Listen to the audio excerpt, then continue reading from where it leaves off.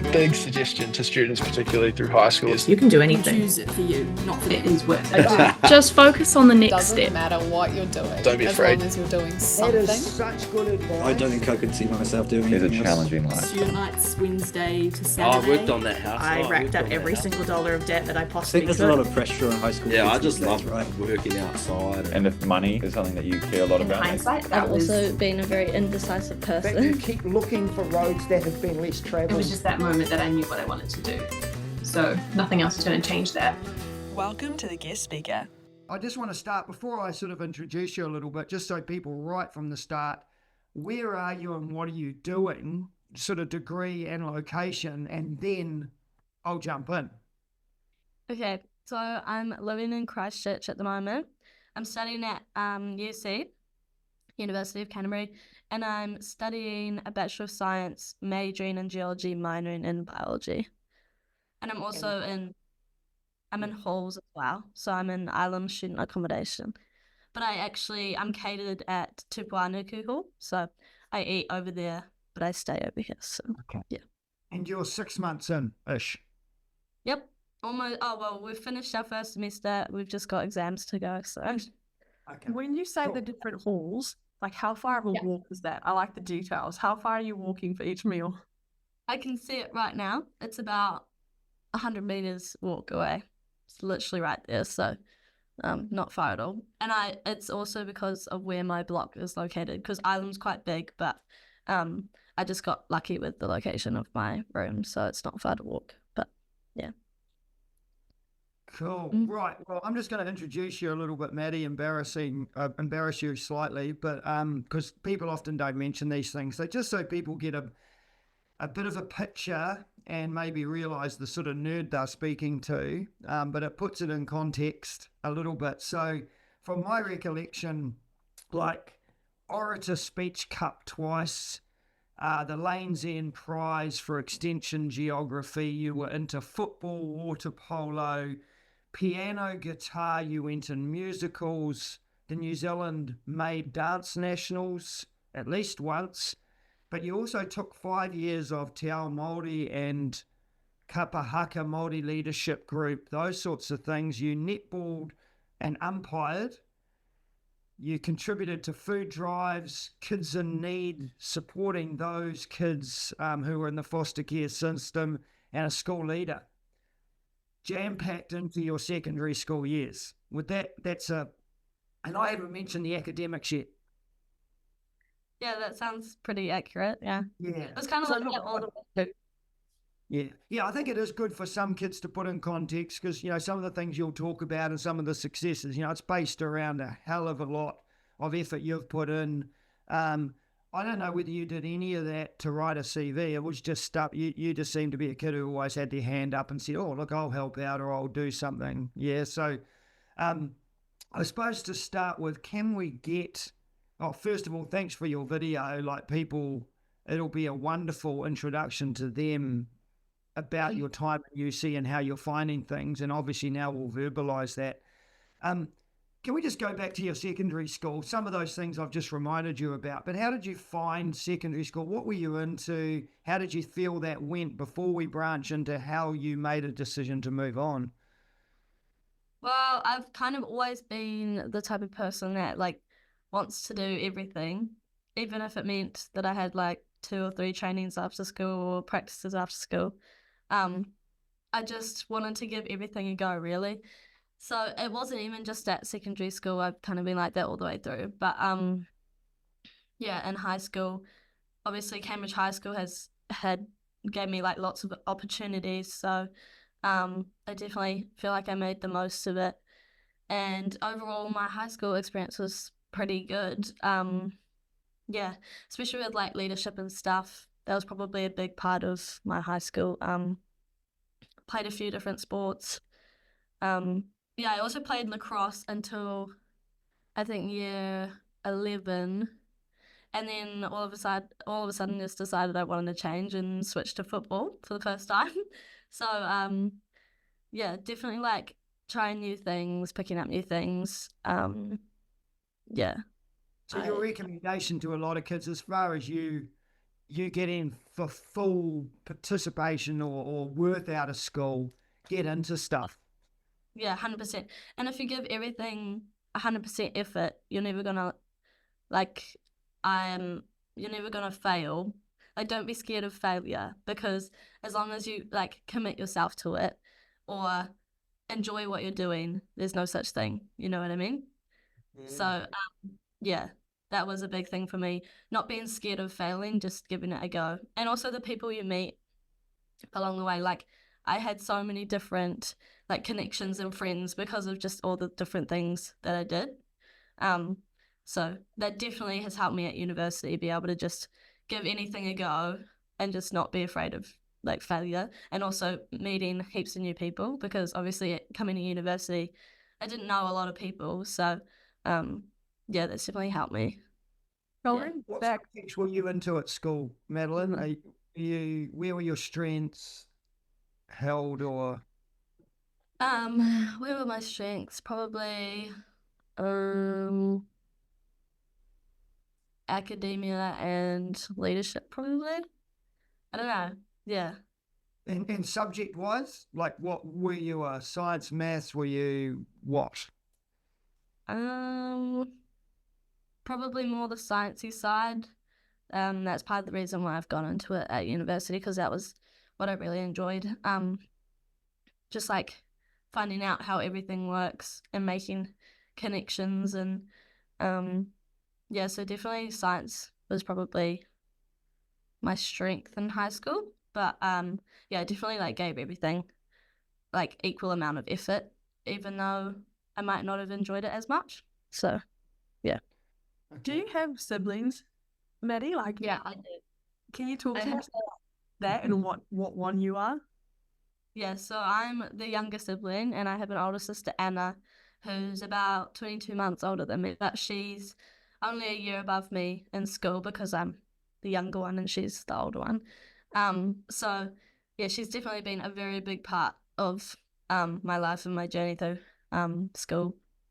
I definitely wouldn't have been like the person I am or done all the things I did without her, because she's been like a role model for me all the way through. Because she's such a hard worker. So she definitely influenced me to do the same. She was a motivator all the way through high school. So yeah, she's also at UC doing engineering. So we're gonna graduate in the same year, actually. So yeah, because yeah. I was Yeah, just but going to say the irony of first and second in year 13 geography. yeah, funny, eh? I gave that to her. Gave that one to her. Yeah, 100%. I get that. Obviously, too, I just want to go back to that school thing, because I remember your mum sending pictures. You guys are a little bit weird. Your ability to learn was something you really took on yourself. Like, there would be pictures on the backs of toilet doors. Your bedrooms would be covered in mind maps. Learning was something I'm not sure school taught you. It may have, but just something you love or good at. Yeah, you're right. Like, we're definitely self-motivated. And yeah, as you say, we had posters on our bathroom door. I think they're still on there, to be honest. So we definitely were quite motivated to do it ourselves and do it at home. If we didn't get provided what we felt like we needed at school, we'd just continue that at home. And I feel like that might come from our parents, actually, because during primary school, if we didn't understand something, or would come home a bit confused, or mum would ask us what we'd learnt during the day and we couldn't tell her, then she'd give us the support or talk to us and be like, oh, well, why don't we go through what you've done today, or why don't we look through your book, or got us tutors. Like, it was always important that we were learning and weren't like confused on what was going on. So I feel like it was strong message, from mum and dad. Like, I had a similar message with my mum sitting with me, and I think it's a message I'd shout out to any parents sitting out there, that you don't send them to school and they arrive back. Yeah, 100%. If they care, then I care. You know what I mean? So if I was to come home and they just didn't care about what was going on in my life, then I probably would be the same. So yeah, they've always cared about our schooling and stuff. So yeah. Okay. So just to clarify, like Ludlam knows your history. I don't. I'm assuming you're from Cambridge as well. What primary school, middle school, high school sort of thing did you go to? Because before we go to your choice of University of Canterbury, I'm kind of curious what school situations you had been in before making that decision. Yeah, so I'll start from the beginning. I was born in Auckland and then moved to Cambridge when I was about 1.5 years old, and I lived quite close to Cambridge High School and like Cambridge East. So I went to Cambridge kindergarten, and then I went to Cambridge East because I think it was just because it was the closest primary school, honestly. But yeah, so I went to Cambridge East, and then Cambridge Middle School, and then Cambridge High School. So it was just pretty straightforward. There was a time actually that I considered going to St. Peter's for middle school, or possibly St. Paul's for my last year of high school. But I'm glad I stuck with Cambridge High School because of the opportunities it gave me. And I pretty much would have been starting from scratch if I'd gone to another school. We did exactly the same, Maddie. I was Cambridge East, Cambridge Middle, Cambridge High. So that's just quite. Yeah. And I lived in the same area, so that is quite sweet. Yeah. It's more because as we talk to more people who aren't necessarily Cambridge, some of those nuances, like you and I both know, you could walk to all those schools, and so when you had football practice or whatever practice, you could bike or walk, and everything was within walking distance. So for you to want to do everything, I can assume you were able to make that happen pretty easy. You could be self-sufficient a little bit. Yeah, 100%. And also, yeah, so everything was in a close location, and mum and dad, with their support, I was able to do everything because mum was pretty much a stay-at-home mum until about year 5 or 6, I think. She had like part-time work, but because she was a stay-at-home mum, I was able to pretty much do everything, and she would be my taxi driver after school. So that was another big thing. I'd definitely be a different person if she hadn't been a stay-at-home mum, I think. So I've been very lucky with that. Yeah, you're raising a really good issue too, something we need to explore from kids from other schools. Like I know here in Whitianga, where I'm sitting at the moment, you're in an area school situation. I think you went on at least that I know one overseas experience from your high school, probably more maybe. Oh, actually, you went to Nepal, did you? As well as Samoa. Like, so I'm realizing, and you were in lacrosse and netball, and there's kids here.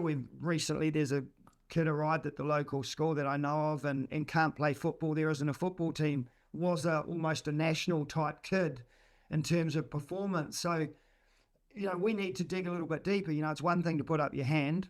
It's another to have those opportunities or where you seek them. So it's just something on my mind. But it sounds like you've had a wonderful start. From there, that CV, that list of accolades, when did you start thinking about where the hell do I go? What are my options? What are my passions? Where did you go to seek that information to make decisions about going high school to life? Well, obviously, like all the way through, I've always thought about what I wanted to do when I was older. And seeing what other people do, I'd be like, oh, that could be a cool job or whatever. So going through, I've always been thinking about it, but I've also been a very indecisive person. So it's been really hard for me trying to decide what to do and where to go. Pretty much until maybe halfway through year 13, or maybe a little bit earlier, I was planning on taking a gap year actually, and possibly doing Camp Canada and visiting family overseas, and then going to university afterwards. And that was also because I didn't quite know what I wanted to study yet. So it just seemed like the logical answer. But yeah, then I changed my mind. I can't quite remember why I changed my mind. I think I thought that I'd started to have a bit of an idea of what I'd want to do at university. And I thought that if I went to university, then I could go for 3 years and then be free, basically.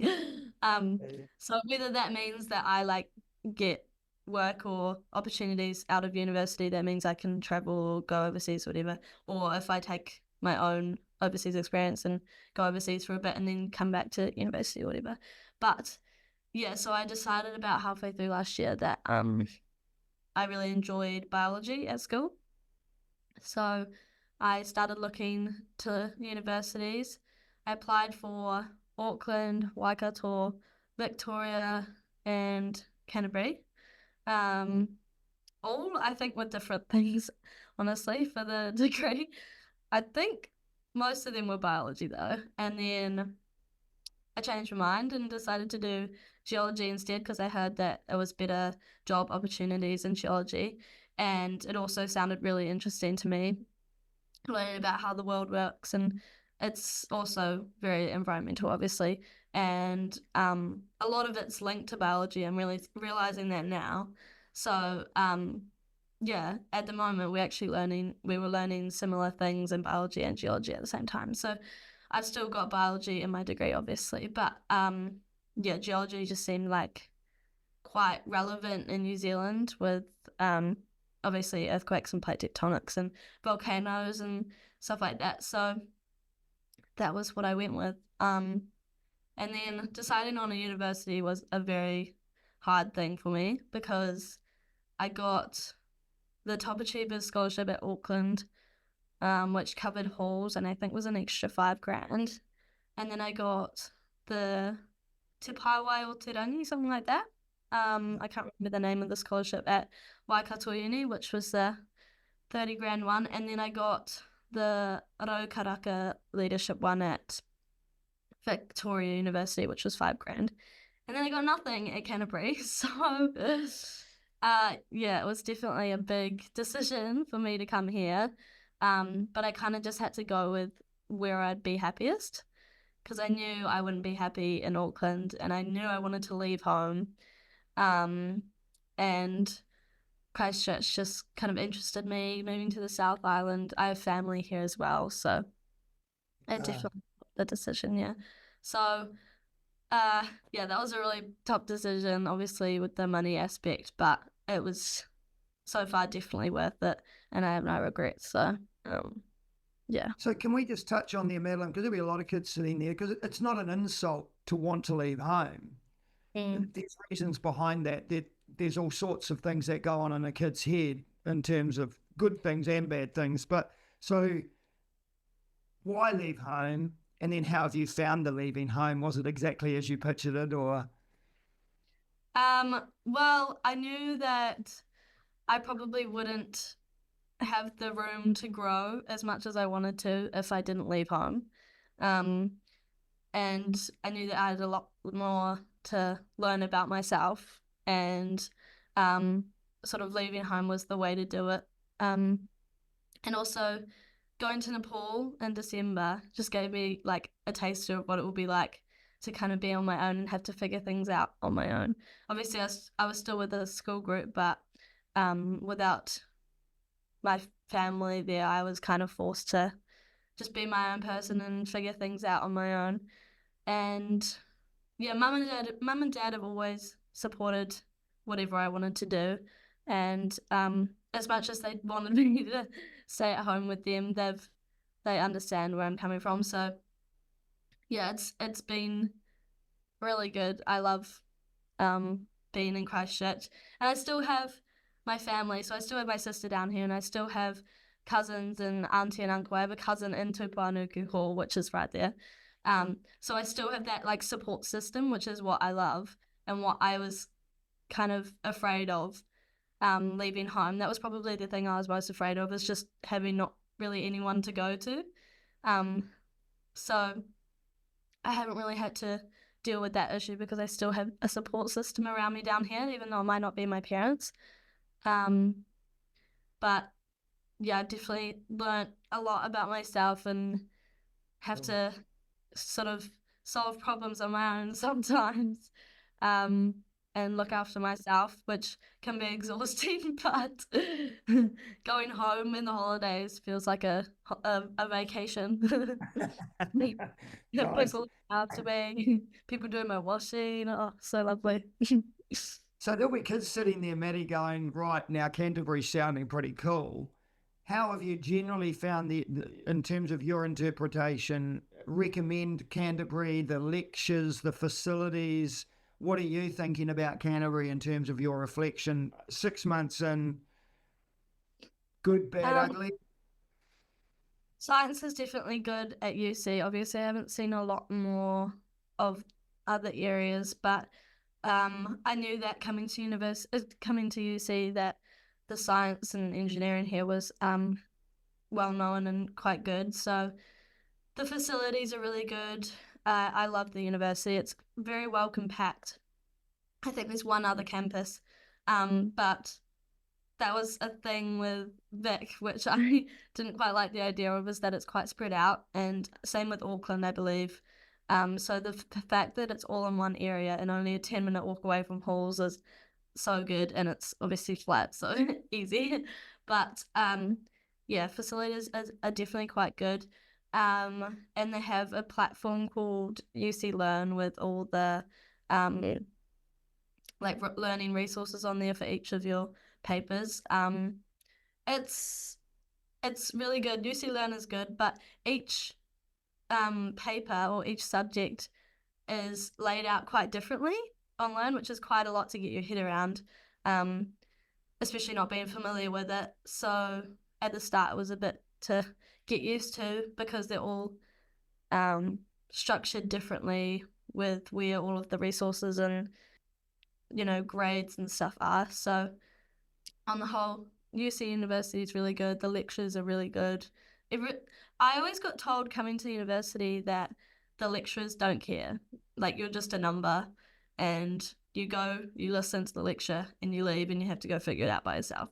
But I think that's a bit of a lie, to be honest, because they're all the way through the lectures, they're asking if you have any questions. They're quite interactive. Like, they'll ask the lecture theatre to answer questions, and then at the end they'll be like, if you have any questions, come up and ask. And people will go up and ask, and they say, email me. And then they have tutors and PALS, which is peer assisted learning support. I think that's what it stands for, which are like PALS sessions during the week, and you can go and there'll be like a second year or third year who can help you out.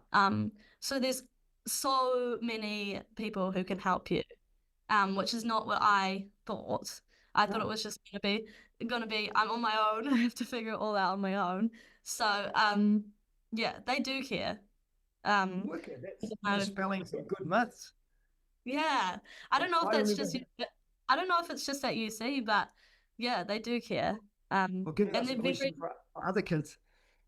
yeah, and the lecturers are so passionate about what they're teaching. Sometimes I think they forget that we know nothing. We're starting from nothing, and they're going off on tangents telling us about all the research they've done, and we're just sitting there like bamboozled by what they're saying, because yeah, they've just got so much knowledge and they just want to share it. Yeah. Can I just touch, because there'll be people when we see your hashtags and that when we publish you, geology then, because I think some kids will, whether they're doing geology anywhere, what's that study like? What sort of things you're learning and papers and particularly what you're doing at UC? So this year I've only got 2 compulsory geology papers, and then I have a compulsory statistics paper under a Bachelor of Science. I'm doing 2 biology papers, and to do a Māori paper, which I've just done this semester. And then I've just found out that next semester I have to change to do another science course, so I'm going to pick up geography, because if I want to go into postgrad geology, I have to do 4 science courses at 100 level, apart from my geology, like separate from my geology papers. So I've had to change that for next semester, but that's currently the structure of this year. And then going into next year, I'm going to have, I think, 5 or 6 geology papers alone. And then the other 2 will probably be biology. So next year's definitely a lot more geology than this year. But so far, I've learnt with the geology paper this semester was, I think, Fundamentals of Earth Science. I think that's what it was called. So we started with learning about volcanology, how the Earth formed, and then we went into volcanology, and then like sedimentary rocks and metamorphic rocks, and then what's the last bit? We did like evolution of life, I think.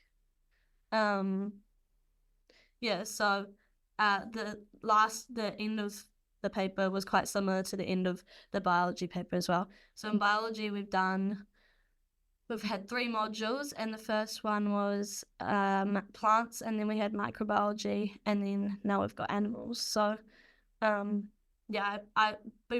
is probably my favorite paper this semester, actually, but they go hand in hand quite well.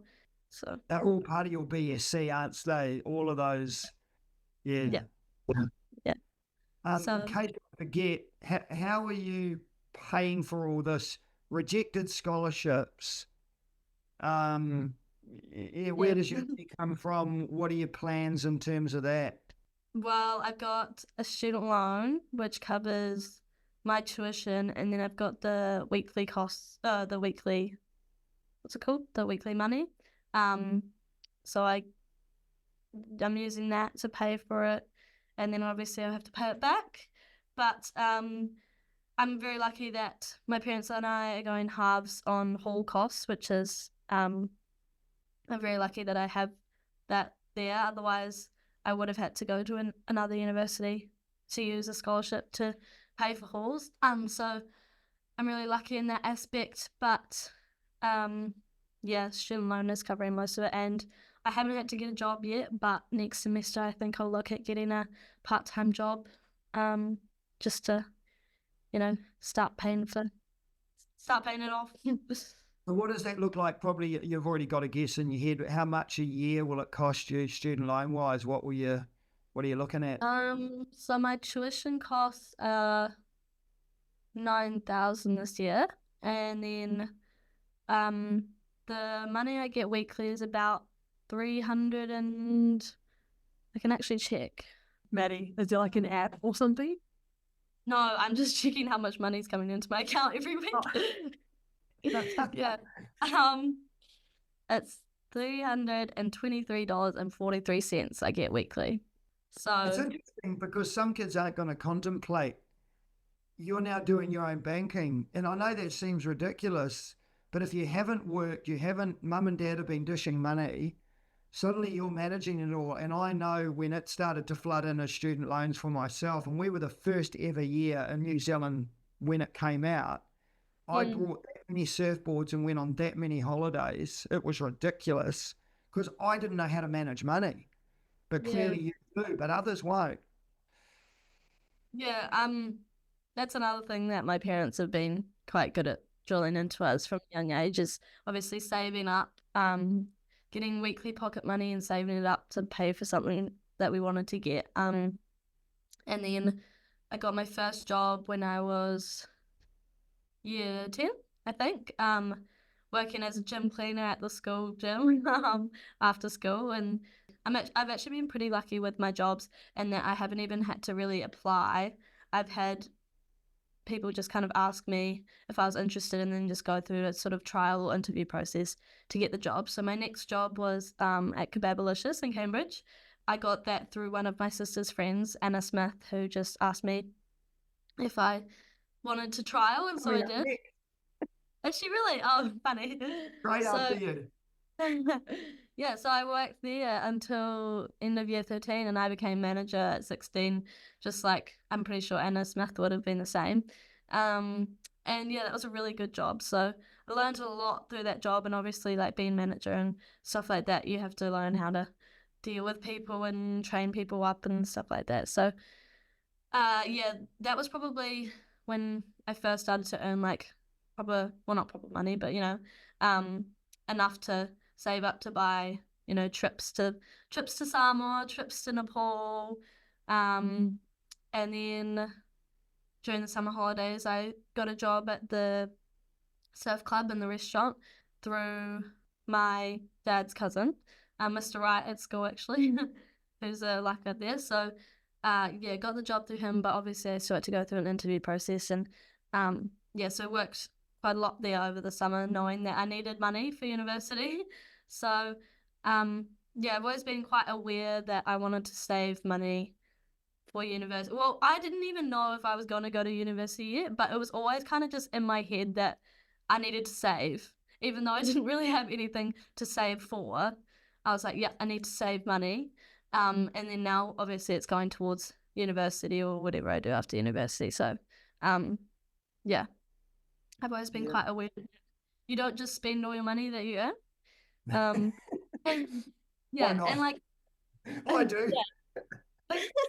So, but some of my friends, I know, like during high school, set themselves like a certain amount of money that they can spend per week, and then a certain amount goes into their savings. But I never really did that. I just kind of put the money into my savings, and then should I talk about like kind of how I do it, or is that TMI? Go for it. There could be a year 10 kid sitting here listening to this, and this is when they should start, isn't it? If they follow this advice. So yeah, you go. So I have an everyday account, and then I have a savings account, which earns interest monthly. So if I take more than one withdrawal out a month, I have to pay money because obviously it's adding interest. And then my everyday account is where I get paid into, and every time I got paid, I'd just transfer that money into my savings, and I'd have around about 100 or 150 in my everyday account, so that if I did need to spend money or wanted to spend money, then I had a bit of money there. But if it was any more than $150, then I'd have to think about it a bit more, and I'd have to, think about that week's paycheck would be going towards. Yeah, exactly. Yeah. So, and then I'd also have, once I got a bit more money, I started setting up term deposits, which go in for about 6 months or a year, and they earn interest and then come out. So, yeah, that's kind of like how I set it up. So I didn't really have a system as to how much I could spend per week and then how much had to go into my savings.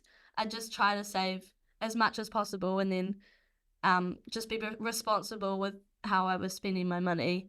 But I don't really like keep track of it as such, like some people do.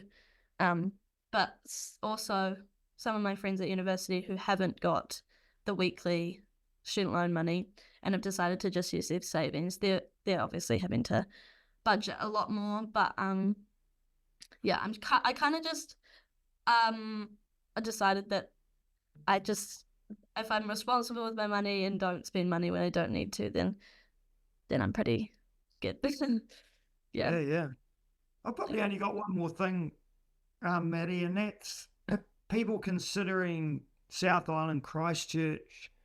Obviously, UC sounds brilliant. For your recommendations, great for on your perception of what's going on.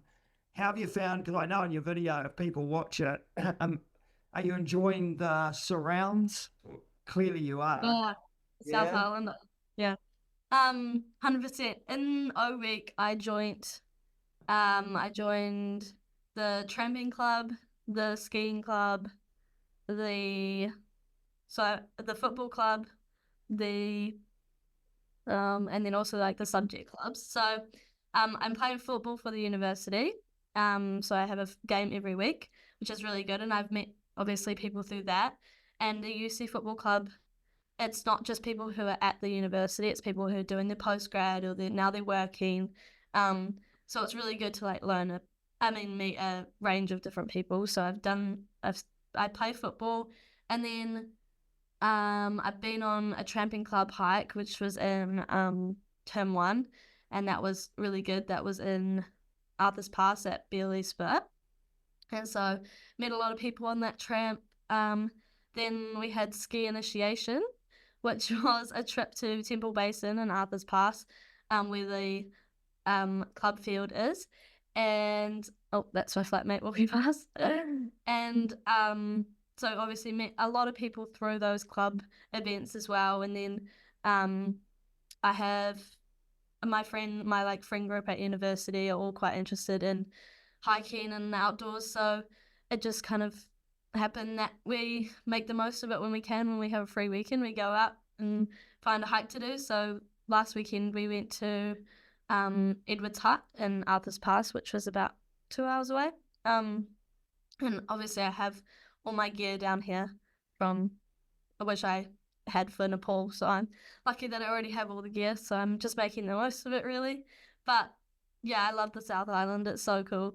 And I couldn't really do this anywhere else. So that was definitely part of the reason why I came to Canterbury, because I knew that if I came here, I'd be able to do that.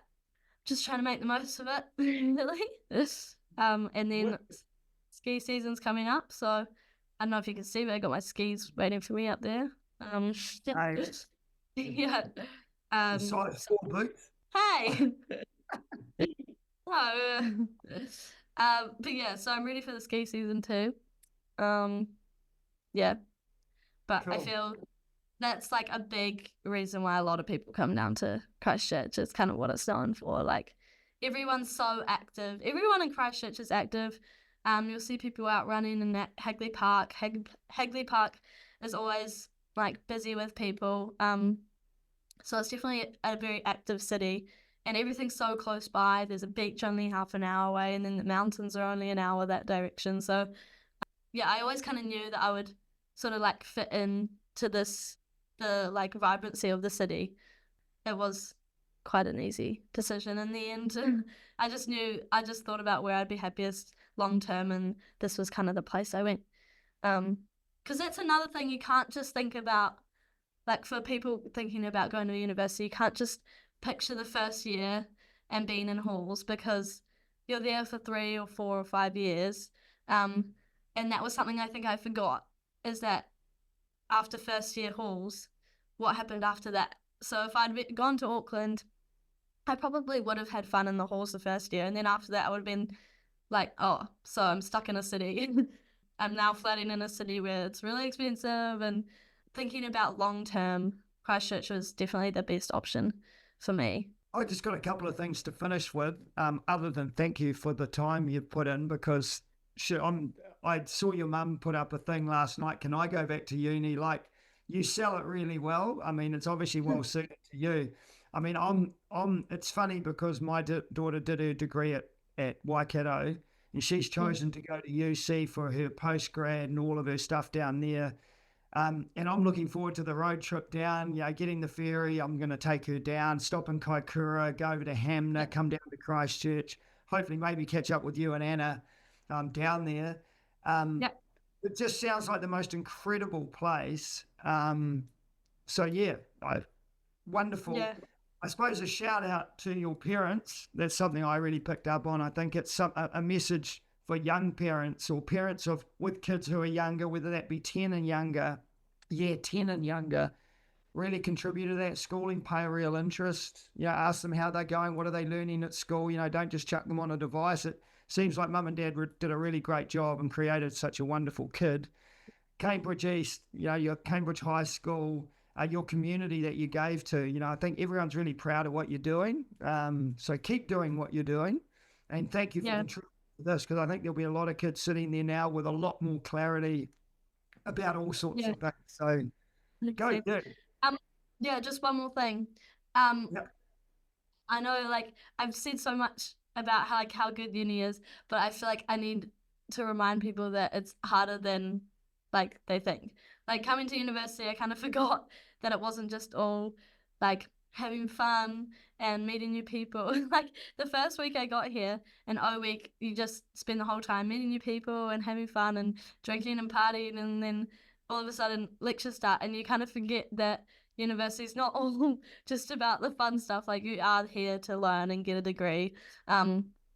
So that was kind of, I don't know why I forgot about that, but I feel like people need to remember that it's like you have to put in hard work at university. It's not just easy peasy, you breeze on through.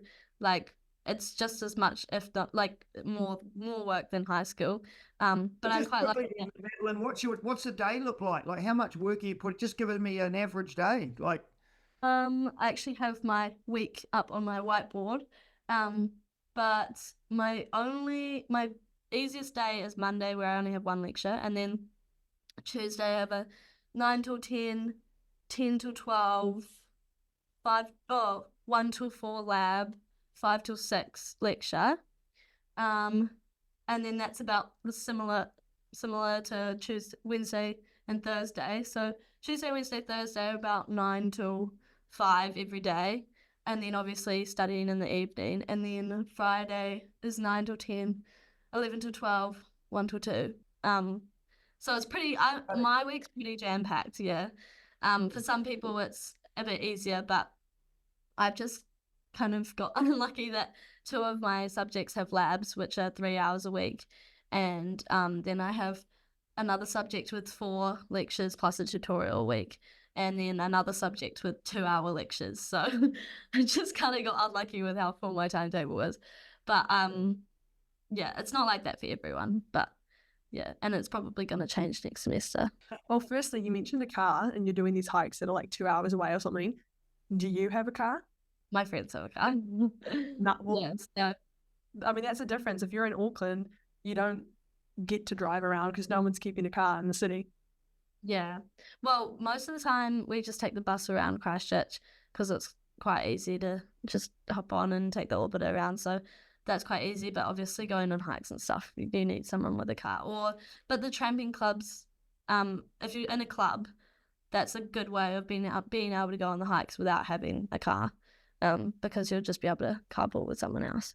So yeah. Oh, easy. And then you mentioned like, okay, if you want to do postgraduate geology, you have to have taken 4 100 levels, and you didn't know that, but now you know that. You strike me as someone who does think ahead quite a bit. If you're in your first year, what if you're in your second or third or fourth year and you decide you want to do postgraduate? Do you have to go back and do a first year paper? Like, how does that work? Yeah, so I only found out because I'd gone to see a kaitoko, which is like a first year advisor, because I thought about changing my elective next semester, and then he told me that if there was any way I was thinking about doing geology at postgrad, then I did need to do 100 level science papers. And so he was like, you can put it off and do it later in your degree, but it's probably just better to do it now and then not have to worry about it later on. So if I had figured it out later on, then I would have just had to do a random 100 level science paper in my second or third year. Or I'd probably, I don't know, but you might be able to do it at like do a summer school course, possibly. I don't know. But yeah, he kind of just said it's better to get it done now and then not have to worry about it later on. But yeah, so we talked about kind of the structure of my degree with him, because with biology as my minor as well, there was the option of either doing 3 200 level courses and 2 300 level courses, or the other way around. Sorry, I don't know if that makes sense, but yeah, just like talking about the structure of my degree. And like, yes, I'm doing geology and biology at the moment, but for all I know, that could change. Like, I'm not 100% set on doing that, or it could change throughout my degree. But I think that's another thing that people should remember, is that they don't have to be 100% set on what they're going to do when they come to university, because you'll meet people and learn about what other people are doing, and think, oh, I might give that a go. I even went to a couple of lectures with one of my friends who's doing communications, because I just thought it might be interesting. And then I kind of walked out of those lectures not very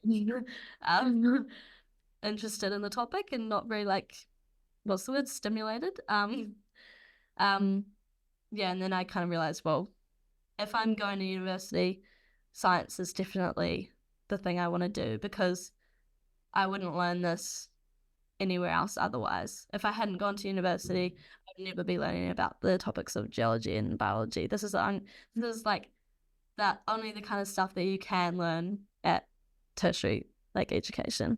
So that kind of just like helped me realize. Hey, Maddie, we had one question from someone sitting wanting that advice. I flicked through to you about it was an Elam. Oh, yeah. So the question was sort of around, why did you choose the smaller one and not go towards the bigger one? Yeah, can you comment on that I think it was Aurora sent a question in? 100%.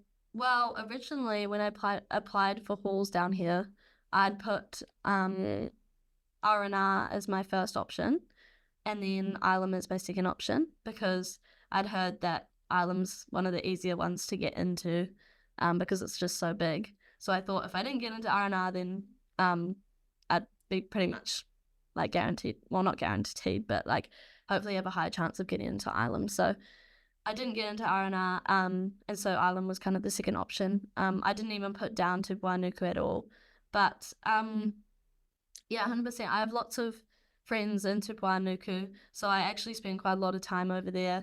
I spend a lot of time in the study room over there. They have a really good study room on the bottom floor, so I often just go to meals and then go straight to the study room afterwards, whereas the ones in Ilam aren't so great. But yeah, Ilam, I quite like it because it means I get my own space, and we get 2 bathrooms per flat, which is, I'm in a 5-person flat and 2 bathrooms. So we have a girls' bathroom and a boys' bathroom. And then we have a kitchen, no oven or anything, but we have a kitchen with a fridge and a pantry, so I can like keep my food in there. Whereas in Wainuku, you're sharing a like communal kitchen with your whole floor, which is about 100 people, maybe less. So you're sharing a communal kitchen.